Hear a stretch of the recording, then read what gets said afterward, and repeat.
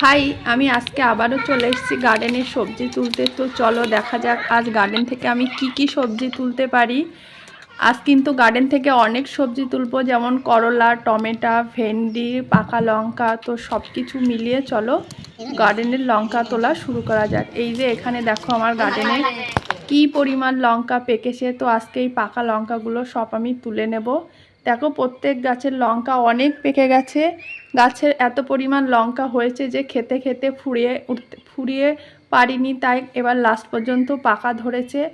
পুরো গাছের লঙ্কা পুরো লাল হয়ে পেকে আছে, আর গাছে কিন্তু প্রচুর ধরন। দেখো ছোট ছোট গাছ কিন্তু লঙ্কায় ভরপুর হয়ে আছে, সব গাছের লঙ্কা পেকে গেছে। দেখো তোমরা যারা গার্ডেনে এখনও লঙ্কার চারা লাগাওনি, আমি বলবো এখনও লাগিয়ে দাও, কারণ শীতের সময়ও লঙ্কার প্রচুর ভালো ফলন পাওয়া যায়।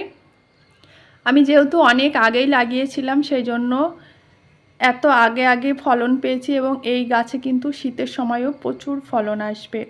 আর লঙ্কা লাগালে কিন্তু লঙ্কার চারাটা একটু উঁচু জায়গায় লাগাবে, যেখানে বৃষ্টি হলে পানি না জমে, পানি যেন বৃষ্টি থামার সাথে সাথে পানিটা সরে যায়। নয়তো লঙ্কা গাছের গোড়ায় পানি জমে থাকলে কিন্তু লঙ্কার চারা মরে যায়। আর বীজটা তোমরা যদি বাড়িতে চারা বানাও বীজ দিয়ে, তাহলে আরও ভালো হয়, কারণ বাজার থেকে কেমন বীজ দেবে, কেমন ফলন হবে, সেটা অতটা ভালো নাও হতে পারে, আবার হতেও পারে। আমি কিন্তু লঙ্কার বীজ বাড়ি থেকেই বানিয়েছিলাম, আমার বাড়িরই চারা এটা। দেখো কত সুন্দর ছোট্ট গাছে বাম্পার ফলন হয়েছে। এই যে আজকে এতগুলো পাকা লঙ্কা তুলে নিলাম, আরও আছে, সেগুলো পরে তুলবো। তো চলো এবার গার্ডেন থেকে ভেন্ডি তোলা যাক।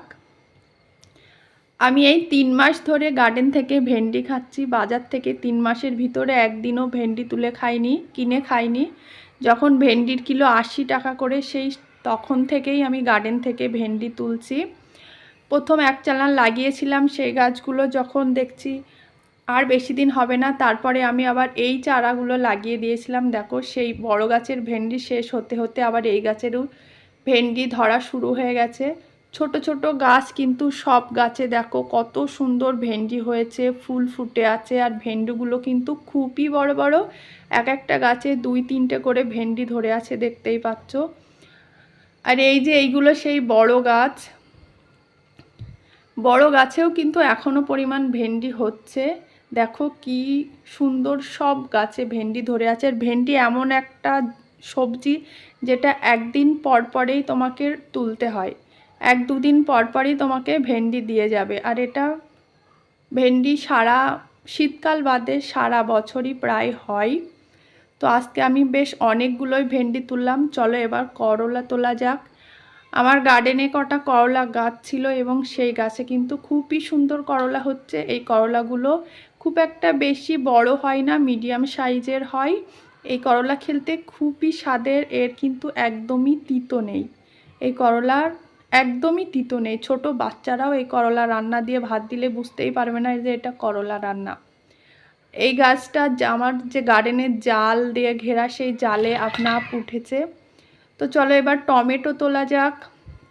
দেখো আমার গাছে কি সুন্দর টমেটো পেকে আছে। তো পাকা টমেটোগুলো আমি তুলে নিলাম। দেখো টমেটো কিন্তু খুবই বড় বড় হয়েছে, আর পুরো পেকে লাল হয়ে গেছে। তো চলো দেখি, এই যে আমি পেঁচে নিয়ে এসেছি, পেঁচেতে ভরবো। আমি পুরো আজকে গার্ডেন থেকে এক পেঁচে ভেন্ডি কেটে নিলাম। দেখো অনেকগুলো ভেন্ডি হয়েছে। গার্ডেন থাকার এই একটা ভালো দিক যে সব সময় তোমাকে সবজি কিছু না কিছু দিয়েই যাবে।